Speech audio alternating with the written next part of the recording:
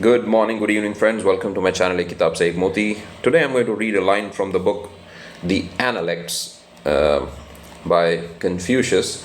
Confucius, as many of you might know, was a Chinese philosopher and moral instructor or moral educator, and he had a great influence on Chinese philosophy and conduct and thinking. And this was originally written in the Chinese language, and I'm going to read from a translation. This has been published by Dover Publications Incorporated, New York, and it's an excellent translation. So I recommend this book. Buy it. It has got a lot of gems and pearls of wisdom.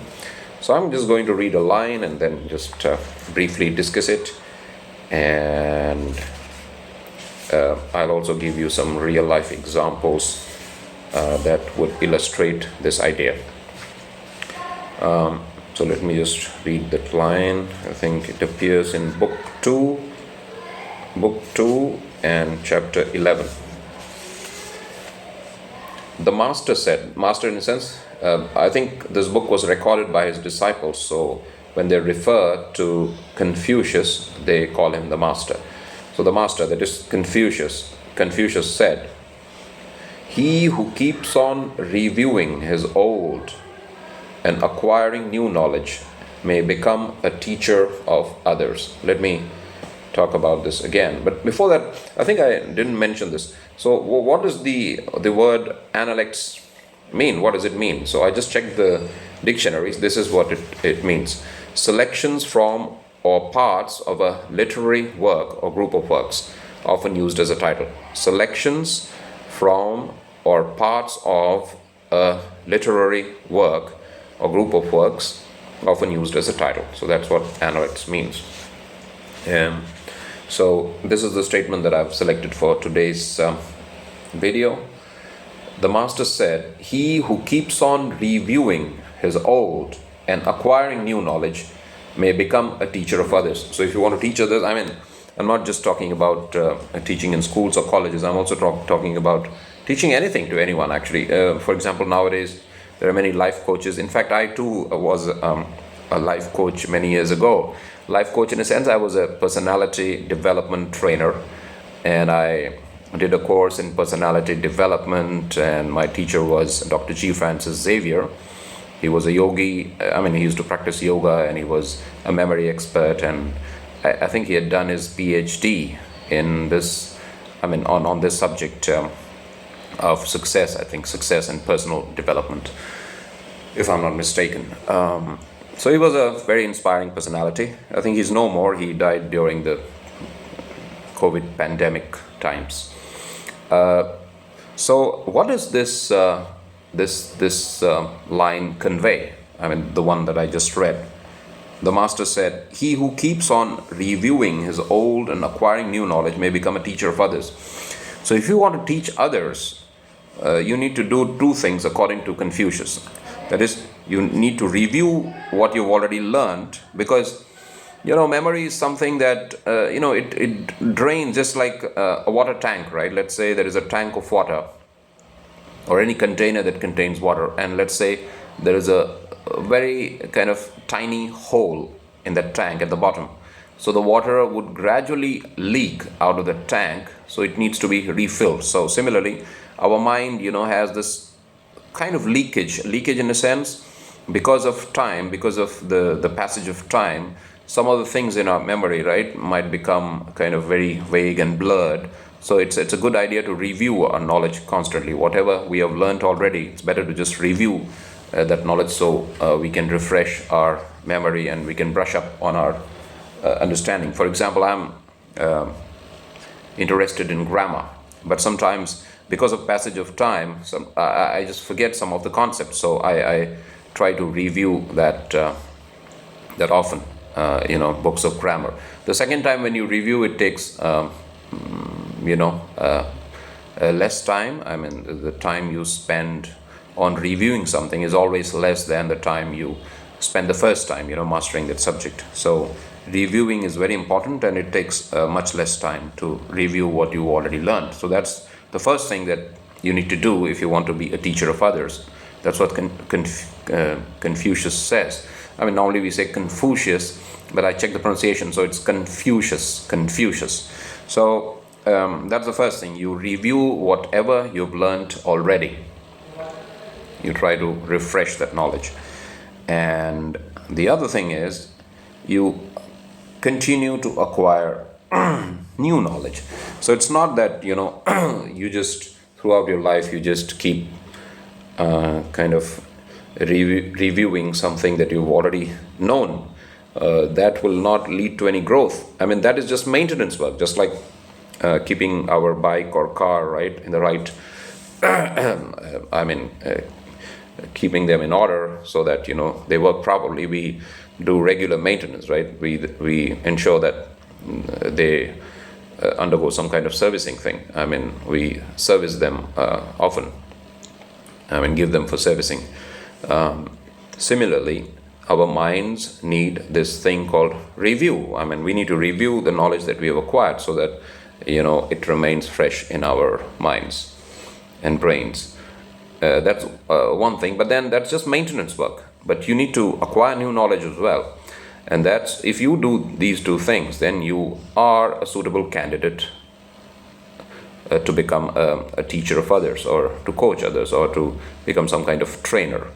Nowadays you'll see that there are many trainers, but the question is, are they acquiring new knowledge? Are they reviewing the knowledge that they've already acquired? If they're doing that, then they are suitable candidates for becoming good trainers.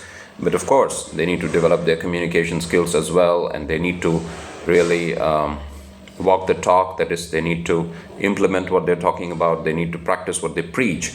These are the other things that are, the attributes of anyone who wants to be a trainer or a life coach. But the fundamental thing is, they need to constantly review what they've learned and acquire new information as well.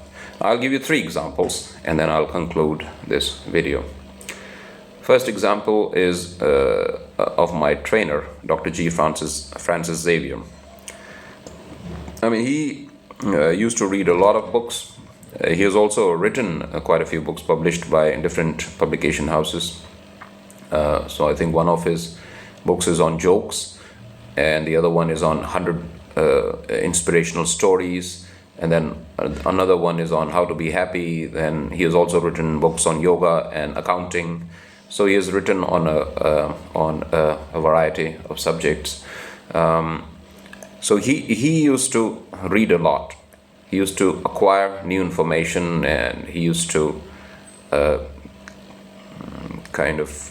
keep his knowledge up to date. He was acquainted with what was happening around him, and he was constantly refreshing in his knowledge. And the other thing is, he used to review his knowledge as well, because he was a memory expert. So he used to tell us that, regularly he used to kind of recall the things that he had already memorized. For example, he believed in demonstrating these memory techniques to students. So he used to memorize all these, I think the periodic table in chemistry, or the names of these elements, right? For example, for iron, what is it? I think, is it Fe or whatever? For carbon and gold, I think gold it's Au, silver it's Ag, I think, and so on. So he had memorized the entire set of chemical elements. I mean, the abbreviation and the atomic number or atomic weight, whatever. I mean, the details you have in chemistry, right? So he had done that. So he used to review his knowledge as well. That's why he was so effective. So what I'm trying to say is, he used to practice what Confucius says in this particular message or instruction. He used to constantly review what he had learned, and he used to acquire new information. That's one example that I can think of. The other example is of another person whose training I attended, Brian Tracy. When he came to India, I attended his seminar. I think it was titled The Psychology of Winning, and I think I still have the manual that was given to us. So in that program, Brian Tracy talked about this thing of how he how he acquired new information. So at that time, he was learning the Chinese language. Although there was no necessity for him, he could have just gone to China and spoken in English, and he could have had a kind of interpreter, or what is that person called who tries to translate the message of the person, right? He could have had someone translate his speech for his audience. But then he preferred to learn the Chinese language so that he could be more effective and he could connect well with the audience. So he was learning something new at that time. And the other thing is, he also used to review his knowledge, because I was able to sense that in that training program that, he was talking about, that is, he was referring to his early days, to his early sales career, and how he learned some techniques. So he couldn't have remembered those things without having reviewed those principles in his mind. So he was an example of putting into practice this technique mentioned by Confucius. The other example I can think of is of Peter J. Daniels, of whose on whose books I've already made quite a few videos. So Peter J. Daniels, I watched one of his videos, and in that he said how he reviews his the knowledge that he has acquired and how he acquires new information. So in order to review what he has learned, so he has this technique. That is, what he does is, when he reads a book, he marks some passages that he thinks will be of use to him in future, and he marks them, and he gives that book to his secretary, and the secretary kind of puts them together into booklet form, spiral bound book, and then passes it on to Peter J. Daniels. And Peter J. Daniels, maybe once in a month or once in a year, goes through those notes. So he doesn't go through the books again. He just goes through the notes that his secretary prepares, based on the passages that he had marked in that book. So then he gives away the book to others, and he just keeps those notes, and then he just reviews those points maybe once a month or once a year. That is, he does that regularly. So he follows what Confucius says, and that's why he's so effective as a trainer. And the other thing is about acquiring new information. So at any given point of time, he says, and I've heard him say again and again in many of his interviews, that in parallel he reads almost 20 books. He goes through 20 books on the same day, maybe. Not at the same time, but what I'm saying is, on any given day, he goes through 15 to 20 books in parallel. So he does spend a lot of time on acquiring new information. So he has a very striking saying. He often says this: spend money on your brains. That is, you buy books, attend seminars, and keep acquiring new information. That's the way to become a trainer. If you want to teach others, you should first learn, and then you'll be able to transfer that knowledge to others. So to recapitulate, what Confucius says in this marvelous book is this: that is, if you want to be a teacher of others, if you want to train others, if you want to coach others, if you want to influence others with your knowledge, you need to review what you have learned already, and you need to continue to acquire new information. That's the way to become a good and effective teacher. Thanks for watching this video.